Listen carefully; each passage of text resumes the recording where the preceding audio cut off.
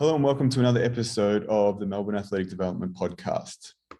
Today's episode of Lateral Think is also sponsored by Melbourne Athletic Development. We do this podcast to have interesting conversations with interesting people. We want to get better because we want to improve the outcomes that we get with our clients. If you have questions or need help with your performance or injury management, contact the team at Melbourne Athletic Development. So today we're very lucky to have with us Dean Benton. Dean has a very illustrious career working in sports performance across many different sports. But Dean, what we'll do is we'll allow you to give people a bit of your background, if you could.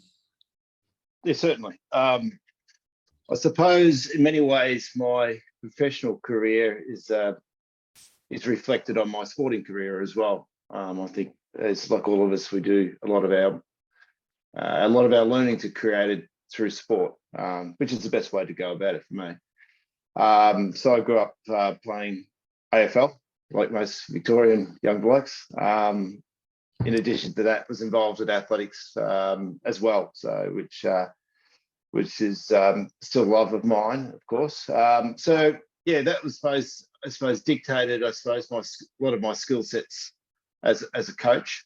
So how did that start professionally for me? Yeah, I was went to university at Ballarat. Had some fantastic lecturers there. Dr. Warren Young, to whom you may know, he's done a lot of work in the agility space, and we still keep in contact. He's had a big influence on. How old is Warren? Warren, too young to be retired, certainly. Yeah, I tell him that all the time. Great guy. Very modest too. You know, way too modest for what he has to offer, but anyway, so yeah, he was fantastic. I went to university with a clear view of what I wanted to do, and that was to be a sprints coach initially. As you know, John, there's not too many career opportunities these days to work full time in athletics, so yeah, you need to make your crust elsewhere, of course. So, but right through uni, I was very purposeful what I want and what I wanted to do, and know what you know and know what you don't know, and find out who does know. And even when I was at university, I went up and spent time with Essa Paltola, who's again still a friend and mentor of mine after all these years. He's back now, isn't he? He's in Saudi Arabia working at the moment, but he's got a home both in Finland and also the Kiama, I should say, in New South Wales, at the beach there. So again, Essa talks tough about retiring, but he's way too young to be retired as well. So he's still got a lot to offer. I think people lose sight of that, what he's got to offer. I'll talk more about Essa later if you like. But so even at university, I was driving him mad up in Canberra, and which sort of led to, I suppose, my first role in elite sport, which was working at the Australian Institute of Sport.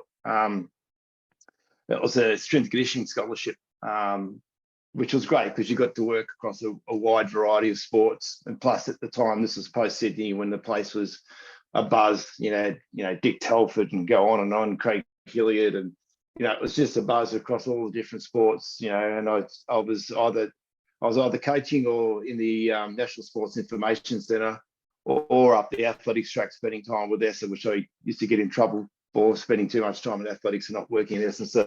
But you've got to go to where your heart is, of course. So that was a great 2.5 years. And then I went up and accepted it. It's a sliding door moment, actually, because Keith kind of offered me a full-time role at the Super Centre on the Gold Coast, and it wasn't quite right. It was probably a mixture of commercial and coaching.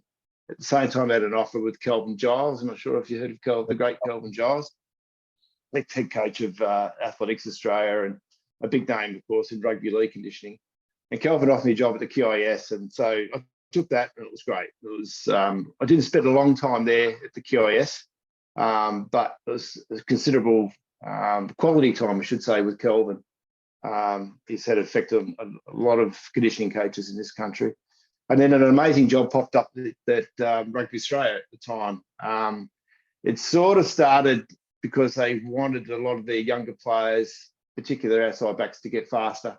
So they wanted to start their pathway. So they were quite smart how they did it. They targeted people who could coach speed, power, and running, less so knowing anything about rugby. And I didn't know anything about rugby. I had to learn it fast.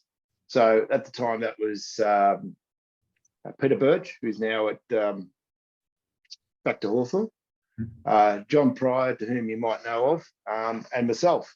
And JP had a little bit of time in rugby at the time, but both Birch and I had to learn it fast. And that was great. And when I think back now, you have to be aware of rugby, but the outcome you want of the younger players, you want them to run and to jump and to be able to lift, etc., and have all those foundations by the time they get to senior rugby, or at the pointy end of the stick, so to speak.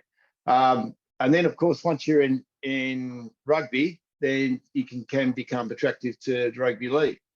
And then I spent some time at the Broncos, which resulted in the premiership in 2006.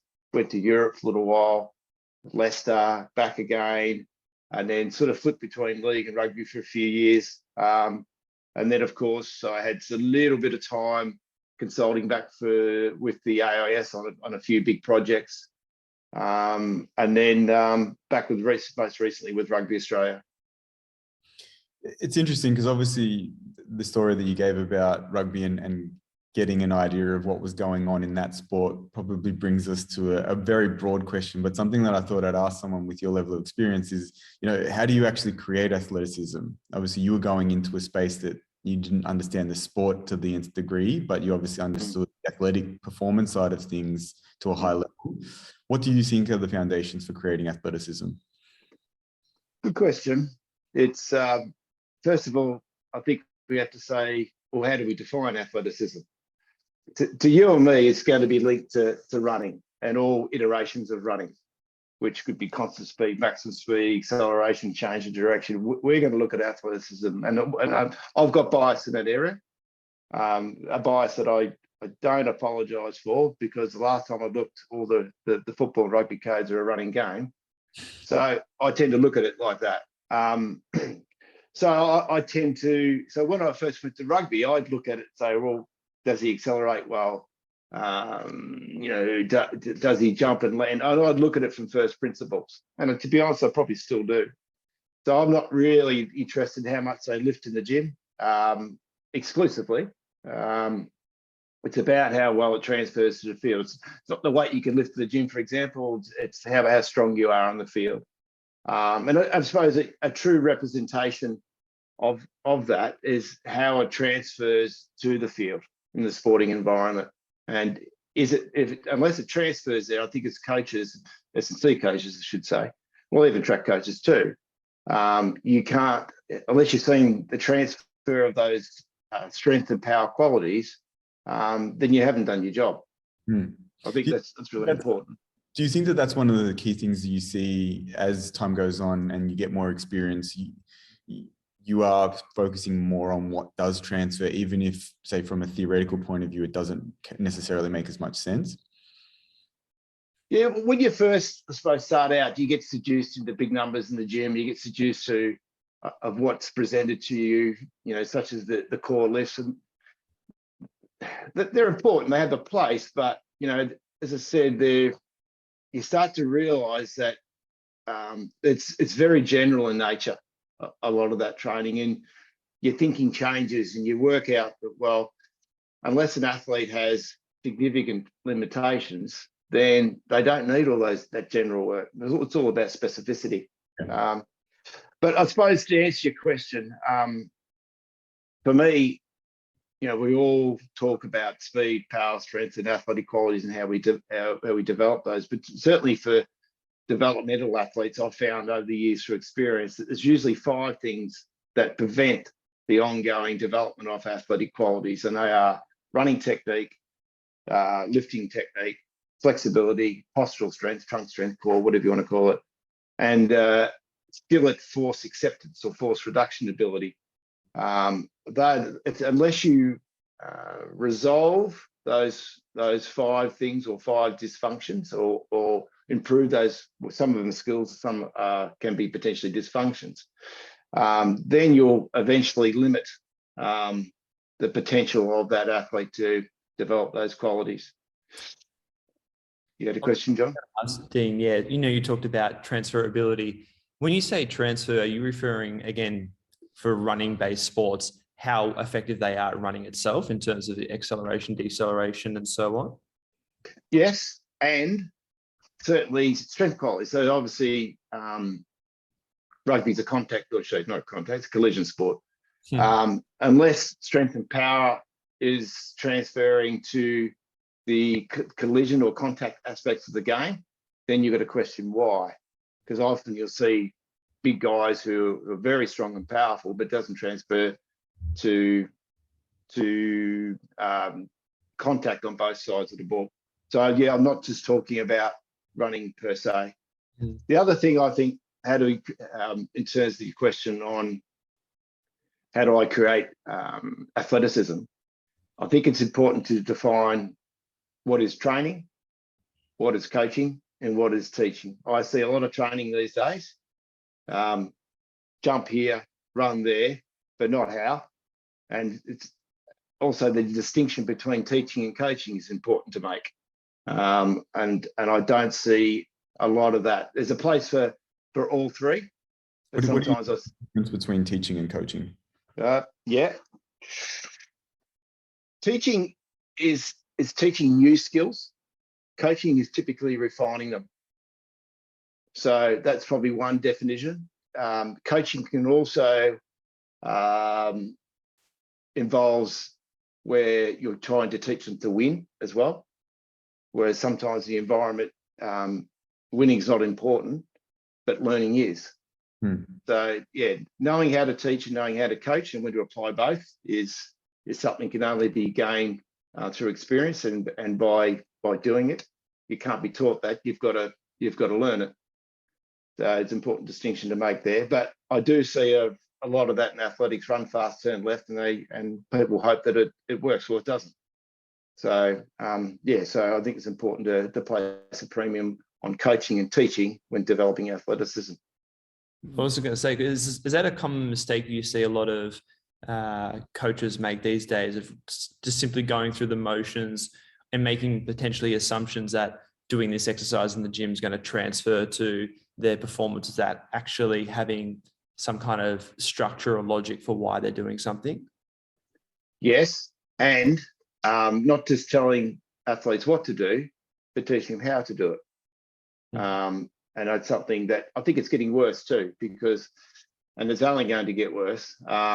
If you look at universities are producing undergraduates these days, they're doing a lot of the their course content online. If their outcome is they want to be S&C coaches, then look, if you want to pursue coaching in professional sport, 97% of the positions are coaching positions. So if you want to learn to coach, you've actually got to coach. So if they're teaching content online, they're not going to learn how to coach. I'd actually argue the PE teachers, that course stream is actually better suited to produce coaches, because they actually do things practically. So it's concerning.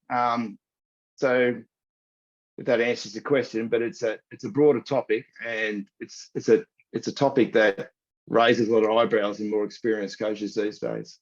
Is that something that you talk to more of the more experienced coaches about, pedagogy, and how you pass some of that pedagogical kind of stream to develop coaches through this? Because to me, that's a really interesting area. As a coach, I spend a lot of time looking at pedagogical structures and trying to understand how I can impart information, whether it's in a coaching realm or whether it's in the teaching side of it. But presenting that information in ways that's approachable for that athlete's important. Otherwise, you're not going to get the transfer of what you're saying anyway. Is that something that you're discussing quite a bit with, your contemporaries? Because it does seem that, as you mentioned, something like PE teaching, or that stream of understanding teaching, may actually be more valuable to coaches than just learning the X's and O's of, periodization structures and, the numbers in the gym and, okay, this lift, this is how you do an Olympic lift or whatever it is. Yes. Well, the simple thing is, COVID hasn't been great for this. People think you can learn how to coach on the internet. No, you can't. It's a practical pursuit. And as I said, it's going that way. To answer your question, yes, we do discuss that a lot. coaching an athlete and teaching them and the language that you use is not easy, and they're all different. And to know how to present, how to communicate. Teaching is one way. It's one-way communication typically. Coaching is two-way. So as the great Bill Sweetin says, great coaches see what athletes don't. Great athletes feel what coaches can't see. So you see how coaching is two-way. So I'm not sure if that answers your question there, John, but no, it does. I think the part of it that I think is interesting is, how do you start formulating this? As someone now, I'm sure you do a lot of even mentoring in your professional roles, and probably even in your private sort of work that you do as well.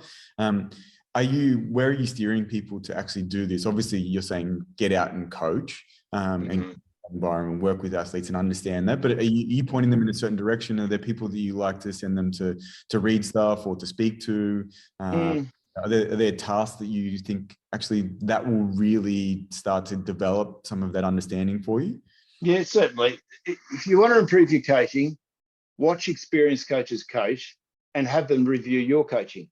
And that's the best way to do it. So for example, the three of us were designing content for athletes for a week's training coming up.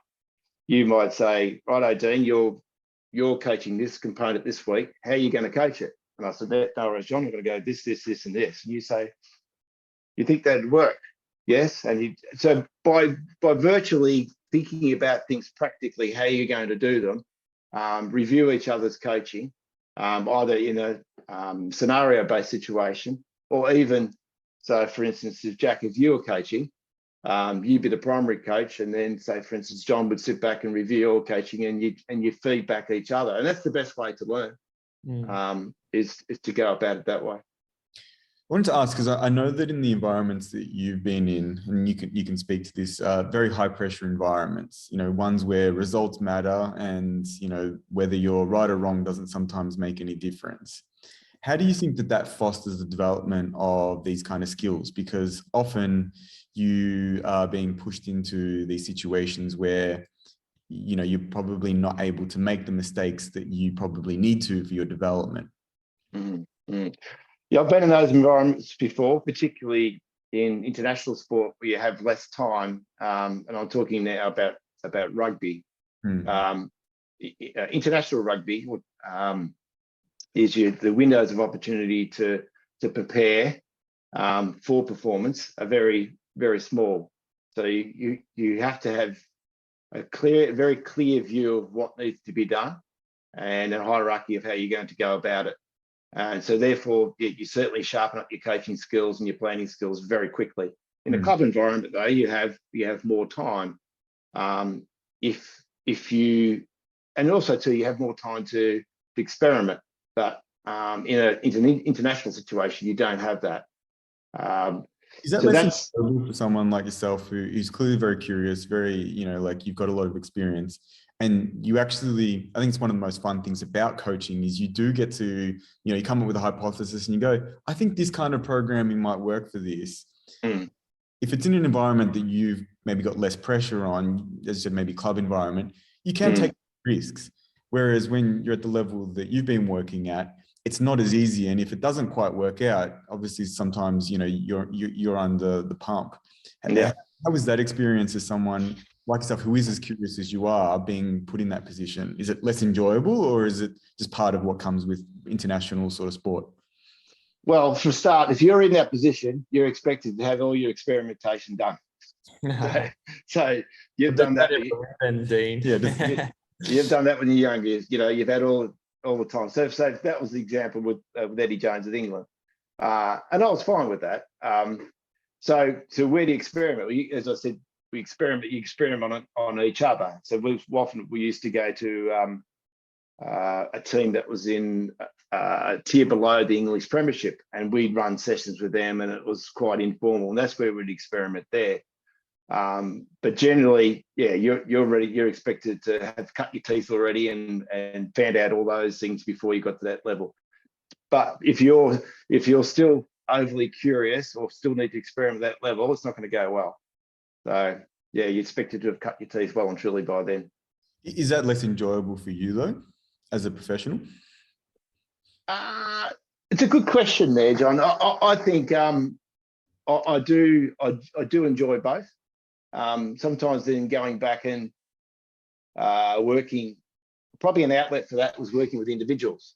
Yeah. So you'd have plenty of time. That's where the whole return to play space is great.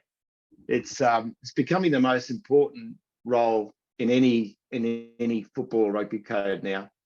It's the best job in the club or within the team, because half the time no one knows what you're doing. So you have great autonomy, and you get to do it. You get to do the whole kit and caboodle. You get to train speed, endurance, and reconditioning, and whole lot. You work with a number of different. It's so stimulating, and each injury is different. So you might have, John, a high ankle sprain. You might, say, for instance, have an MCL, and it's so much variety, and there's so much experimentation in that. So if I was working in professional sport now, that's the job I'd want. It's great, and it's so rewarding too, because it's the only time these days where you can influence meaningful physical development. An example of that was recently with Michael Dinan with his hamstring. He got the 14-week pre-season. His previous PB was 9.5 meters per second. He came back a week after he's back into full training, hit 9.7. So it just shows you what can be done in that environment. So yeah, that's a great way to experiment. As I said, it's easily the best job at any club. Do you think similar challenges though come up with high performance? Because particularly as you get more experience like you have, you start to see individual profiles. You start to think, would it be better if we actually specify doing these particular types of training for this person to maximize their ability to perform at an elite level? Absolutely. Profiling is so important. Not everything old is bad. Not everything new is good. I think profiling is something that a lot of young coaches aren't that familiar with these days. And guys like Frank Dick was doing in athletics back in, the late 80s, certainly early 90s. And he would profile very clearly. Dan Pfaff does it well these days with his archetypes and mailboxes, et cetera, et cetera. So you can definitely see more commonalities in athletes and certainly training directions that they need to take. You can do that by observation. You can do that by assessment. I think that's not hard and it's appropriate. What are some of the things that you're finding interesting about that profiling? Are you actually seeing at a professional level they are changing the training quite a bit for whether it be positional or, as I said, athletic profiles? Do you see that that's potentially, to me, that the reason I say this is, to me, I think that that's where the physical preparation world will end up, where there is a lot more fine tuning of individual performance. And, I think technology is going to assist us a lot with that. And even, obviously, it depends probably on resourcing, but I think that that's probably where we're going to see, further enhancements, particularly in team environments, for that to happen. Where do you think that that's positioned at the moment? Do you think we're getting there, or do you think there's still a lot of room in the professional sporting realm for increasing the individualization of profiling and then utilizing that for training performance, interventions? I think there's still a long way to go. One thing about rugby, when I talk about rugby union, when I refer to league, it's rugby league. Rugby's got, I'd argue, probably 7 different positional groups. So you can see the body shapes and sizes and the mass of the players is dramatically different. So if you ever worked in rugby, you have to be, your profiling and programming has to be quite contrasted. League is a bit more homogenous. AFL's a lot more homogenous, the same with football. But still though, the individualization and how you approach that, yes, there's definitely, that's where it needs to go. And I'd even argue that, particularly if you take AFL, some of these guys have done 7, 8, 9, 10 pre-season. They don't need the general work anymore. So where opportunities lay are definitely with specificity, individuality, in their pre-seasons where you can make significant change. Because the only time you design the same training program for two people is when you've got identical twins. So if that's not the case, then it's all about individuality and profiling.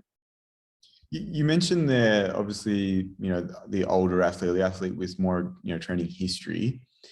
How do you look at the development of their kind of programming, and where do you currently sit with the idea of developing, strengths and developing weaknesses? You hear different arguments at times with people where they'll go one way or the other.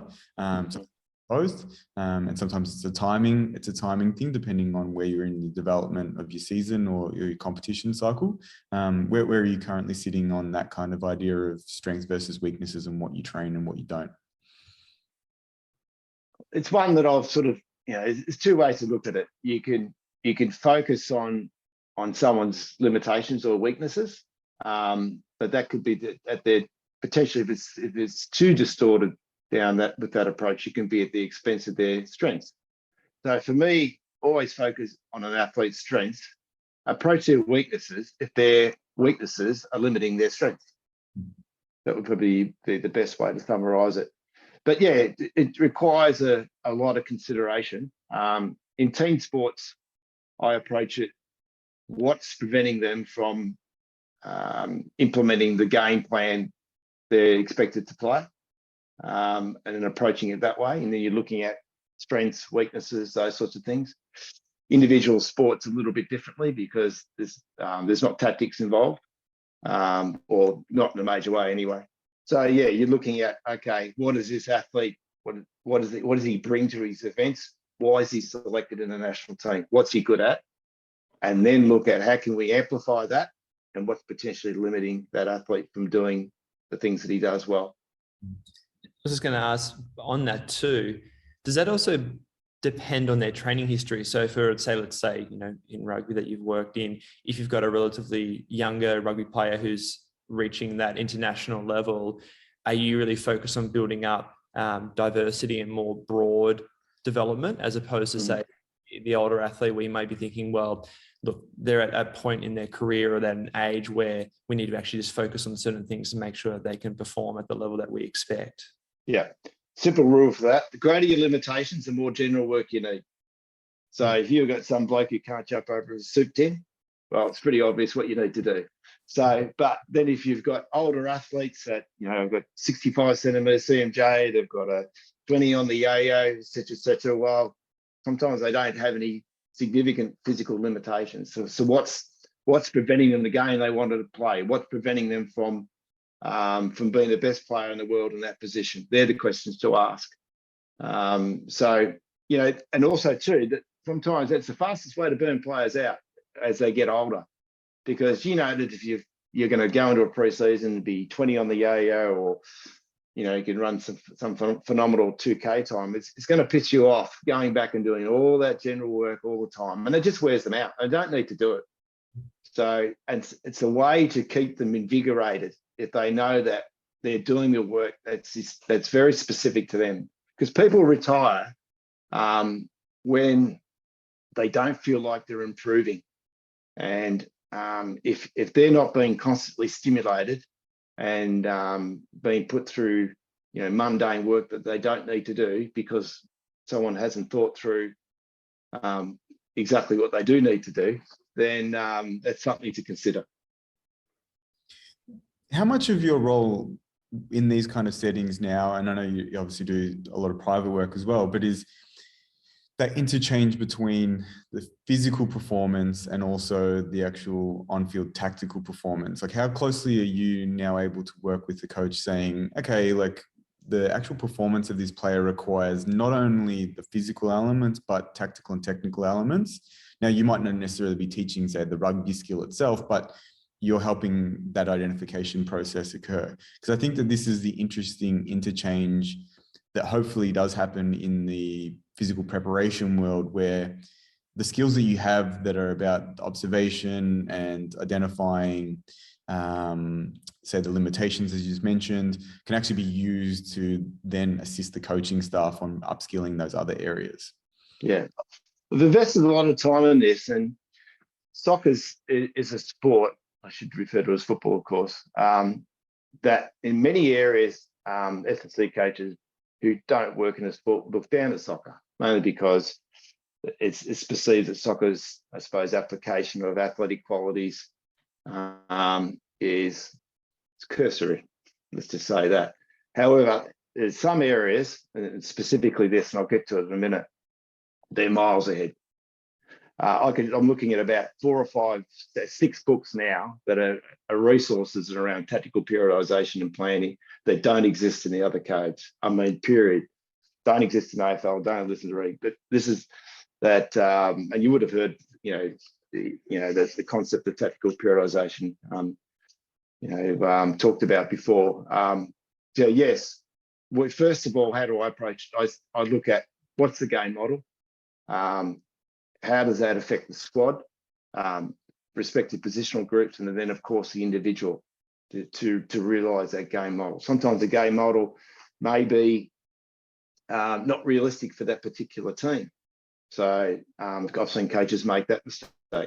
Yeah, on that, do you have to sometimes have those conversations with coaches where they've developed a game model and in their head, that's what they're set on playing this game model, but you're looking at the squad saying they don't have the physical qualities to even carry out this game model. So maybe we review how we're going to use the players that we do have for you, obviously recently working with rugby, it's, in our national pool or whatever it is. Sometimes you even helping with maybe almost a recruitment into that pool by saying, okay, well, this player and this player and this player from these regional teams actually has the qualities. So if you want to play that game model, maybe we need to bring them into the fold. So with Rugby Australia, we had a systematic approach to national testing. So I'd have on hand detailed information on what players that have what qualities. That was very much front and center for the coaches. That resonated with them. So I'd probably only see that mistake with rookie coaches who play a particular game that they weren't able to play. These more experienced coaches, you'd be surprised, they could see very clearly who's not fast and who's not. They can't put a number to it, but they can see it. So I wouldn't say I've had that problem. Sometimes they might select a player who is older and wanting to get faster, and I say, I think that ship sailed.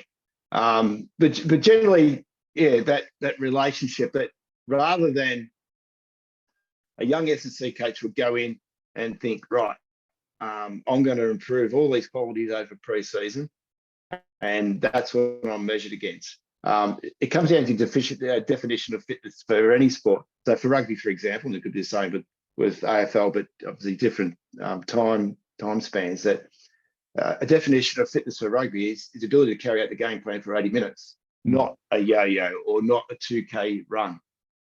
So the way I think about it is, so for example, what qualities does the game model demand that can't be achieved on field? So that would be then reflect what you do off field. What physical qualities does the game model require that you can address on field? And that would be speed, endurance, etc., etc. And you would do that in a tactical framework. That would be the way to approach it. And that's where GPS can come in and add as a surrogate measure of intensity. But yeah, so we certainly work quite closely with in that situation. Well, that kind of leads. That's fine. Yeah, that leads to a question that I kind of put forward to you, which was that the technology continues to increase in the sports performance space. Where do you see the innovation occurring here? Because obviously technology for technology's sake is not useful, but where do you actually see there's going to be innovation with utilization of technology?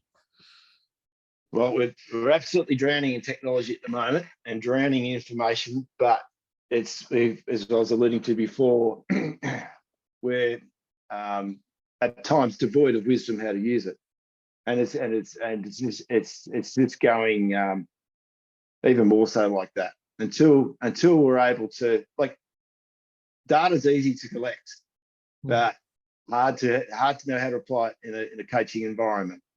In saying that, it can be a wonderful tool for informing coaching decisions. If we look at it that way, there's a company I've just started working with using AI technology, VuMotion, and I'm partnering with them here in Victoria. And it's just taken concepts from industry and how to use video pixels for assessing movement, which could be jumping, it could be running, it could be anything. And I'm excited by that because it doesn't require any additional devices to be attached to the athlete. And I can see that's going to explode, but it still leaves the void of what you do with the information. So I come back to coaching. I think that roles will start to develop where it will be much more of a hybrid between, say, like a data analyst and performance coach. That their role is actually to integrate those things. They're working with people who collect the data, and then they're working with the performance team to actually say, we've collected this, we think this is important for this reason, we're going to use it. Because I feel like there's an intermediary step where sometimes the performance staff are over here saying, yep, this data would be good to collect. You've got people who collect the data, whether it's GPS or motion capture, whatever you want it to be. They pass that information over there, but these people don't actually have time to interpret it or work through what that might be used for at an individual level or even sometimes at a team level. And then the final message that sometimes gets to say the head coach is so watered down. It's like, oh, well, we got this data, but we're not really able to make too many changes with it because there hasn't been that sort of person in between. Do you think that roles like that will start to potentially exist? Because to me, that seems obvious, but it obviously requires financing and resourcing to do so. Two ways to answer your question. I answer there's one way is to have a person who synthesizes the information for the head coach. Now, if you look in professional sport, that would be the performance director. Who would be the conduit between other services such as sports science, sports medicine, who would offer an interpretation for the head coach in a professional sports setting. The other way to look at it too is the role of having a sports science in professional sport exclusively doesn't really exist anymore. I think it's important to be a sports science educated coach these days rather than look at having someone who's a sports scientist exclusively. So I think that would be the best way to approach it. Because the transfer of science to the athlete must require a coach. Yeah. That's a very important point. Must require a coach. So having hybrids these days, you can do both. I think having someone who works exclusively in cutting up GPS, is I think a luxury that most clubs can't afford anymore, and you shouldn't have to. But as to how to answer your question from an athletic standpoint, it'd be certainly your event coaches would help interpret that and synthesize things for a head coach. Certainly, performance directors at national level. It depends on how big a respective setup is in certain countries. They've fallen in and out of favour at times. Those roles. You obviously mentioned the VuMotion stuff. Is one of the questions that I put to you is what's the sort of pie in the sky thing that potentially excites you in regards to technology? Is that one of them, or are there other things that maybe don't exist, or you've seen sort of glimmers of hope of something coming along that you think actually that would make a huge difference to the way we prepare athletes? Yeah, that's one. You think about it. Well, you go back, say, 10 years ago, longer than that, say 20 years ago, the ARS, you have this fantastic Vicon system, very expensive. Athletes have put on all those little ping pong balls, et cetera, and it'd take ages. You'd have to give up a whole day's training. Fantastic information, probably takes you about 10 days to get back. You probably only get one chance, maybe two chances a year to do that. So now you have a situation where you get all the same metrics in your own training environment and back with you in your laptop the next morning. Now think about that. It's pretty special. So if you look at, say, for instance, running metrics, stride length, stride frequency, ground contact time, flight time, I can go on, balance between flight time and contact time, all the direct sprint performance descriptors, plus all the qualitative stuff, such as your kinematics as well, frontal plane, sagittal plane, one report plus video for each athlete. Wow, and that's just done with 2 iPhones. So you think if you're coaching, John, and you've got that information in front of you for all of your athletes, you can collect that every week if you want, standing 20, flying 20, done. I don't know, but I think that's great. So the other one too is we've developed an ACL screen at the moment. A lot of the thinking these days, it's all about rehabilitation. But as we know, guys, you can prevent these things. So we're looking at that at the moment as well.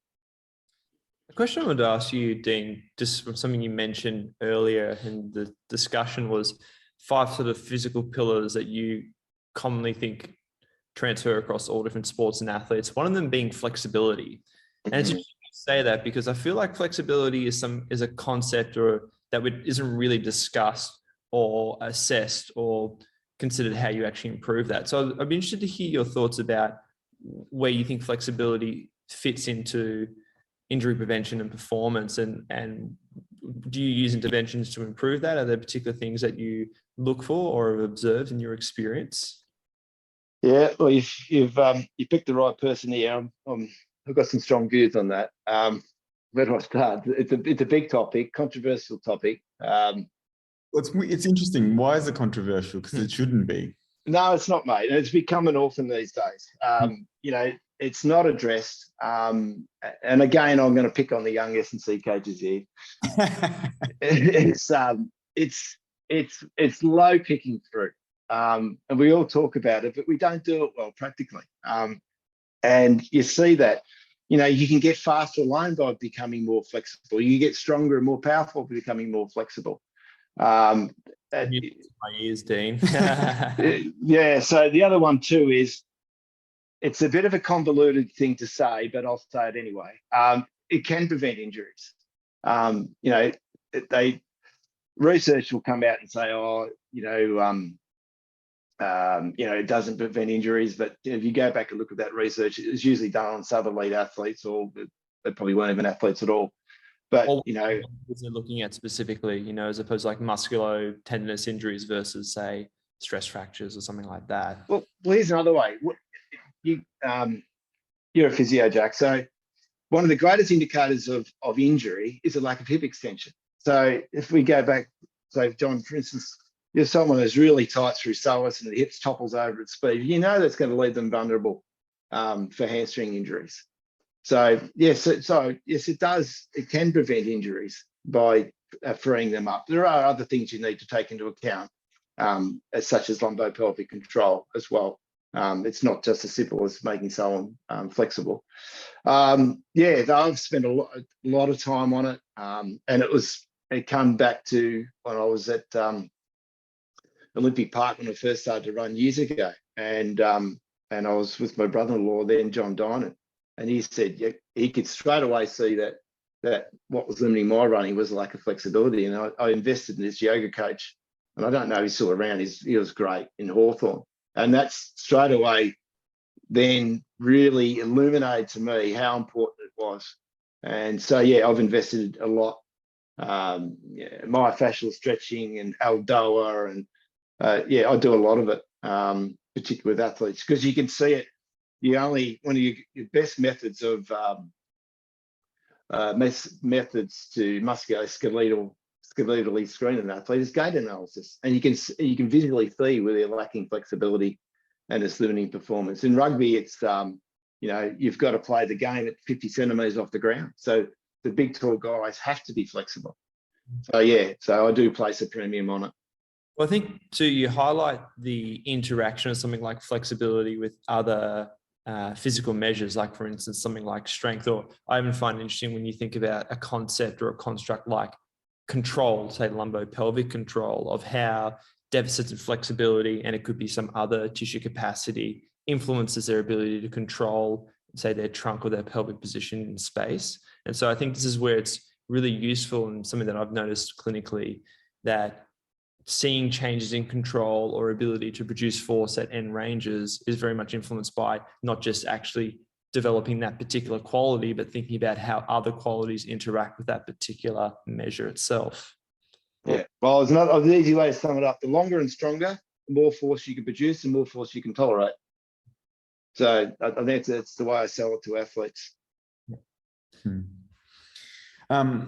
One thing that I always tend to ask, experienced people, but also people who seem, curious and interested is, what is something that you're exploring in your coaching and learning at the moment that is exciting you? Yeah, I just think at the moment, ACLs are out of control, and it's sad, particularly with women's sport. It's great that women are participating in sport in greater numbers now, but I feel sorry for the girls. I think they get a raw deal. They're not provided with the provisions and the resources they need to ensure that they're ready to play the game, and that's evident now with the injury statistics with AFLW. Sadly, it's a sport designed by orthopaedic surgeons at the moment, and they're going to see the same with NRLW this year. I think if you look back, these are rough figures, but 15% of girls who play AFLW are going to end up with an ACL injury or a second ACL injury, and that it shouldn't exist. What's in your mind, because we have some strong views on this as well, in your mind, what do you think are the big contributors that are potentially preventable as drivers for the development of ACL injuries? Without getting down to the minutiae, we know there's a couple of big ones. Quite simply, I'll try and, it's a lack of skill at force acceptance, which is coordination. Allied to that is also leg power. Now, leg power is a general term, but what I'm talking about specifically here is reactive leg strength. So coordination and power, they would be the two things. Now, the knee gets caught in the middle, but is often looked at in a real reductionistic way. To control deceleration and landing, it's a whole body movement, but people get preoccupied and look exclusively at the knee. So that are the big factors, I think. I know that you get a lot of the big dogs, they'll argue about this till cows come home, but primarily it's that shearing force, with the femur going forward, et cetera, and then it ends up in a valgus position. It's a chicken and egg, which one comes first? I'll debate that. But I'll put it this way. I've watched the Australian Women's Sevens program. I was privy to what happened into the Rio quadrennial, I should say, and also Tokyo. There was a really good S&C coach who worked them into Rio, and he didn't treat them like delicate flowers. And the girls hopped, bound, jumped, etc., lifted, and they were, and those girls were robust. And into the next one, another guy took over, and he continued that work. And he, they'd speed bound, they'd hop, they do all that. He didn't treat them like men. He coached them like athletes, and that's the way the girls would want to be coached. Of course, they've had 2 ACLs in 7 years. AFLW in the other instance have had last year, I checked, round 3 had 7 by round 3. So yeah, I just think if you get online and look at a lot of the so-called prevention programs, I've got a 14-year-old daughter could do that getting out of bed in the morning. So they can call them prevention, but they're not preventing injuries. Well, so yeah. I was just going to say, Dean, that raises a good point and question I'd like to ask you, is because we often tend to categorize the idea of injury prevention and high performance as 2 separate things. Do you see them as separate? They're not. They're synonymous. As I said, if you gave the women's sevens example, they would have been doing plyos and jumps and all those sorts of things, and not once would injury prevention would have been discussed, but it was implied. So no, you can't separate them. And you'll see that these days, and you'll see, oh, this is injury prevention and this is performance enhancement. No, you kill two birds with one stone. You can't separate the two. So it appears I'm singing to the choir, not the unconverted here. Absolutely. Fantastic. All right. We won't hold you up anymore, Dean, but thank you very much for sharing the immense information that you've sort of gathered over your career. I'm sure there's plenty more to come. And I know that you're putting a lot of this information into coaching even your own children in sprinting. So I'm looking forward to seeing them pop up on the national lists over the next 5 to 10 years. Hopefully. Thank you very much, mate. Have a great Thanks, guys. Speak soon. See you. Bye-bye.